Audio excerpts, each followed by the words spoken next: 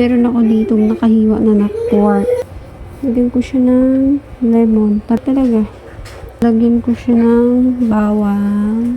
Tapos sibuyas. Hatiin ko yung sibuyas. Tapos toyo. Nabaran ko lang siya para yung lasa manood sa ilalim.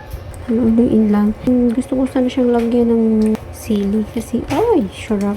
Hindi pwede kasi may bulilit. So, isit aside lang natin to.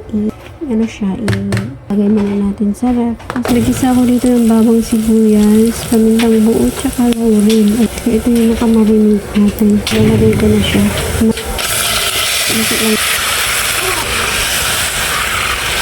Labasin ko lang yung katas ng konti. Ayan, kumulot na siya. Haluin. Pakuluan natin ito para lumambot kahit pa paano. Later na. Toyo kasi kulang. Kunting suka. Kunti lang. Para hindi manigas yung pork natin. Ayan ko siya ng pork cubes. Ayan. Tapos tsaka lagyan ng tubig. Cup of water. Hayaan ko lang siyang kumulo. Diba? Tokwa. Diba? Kalat niya. Hinahayaan ko lang yan siya magkalat. Kalat lang yan.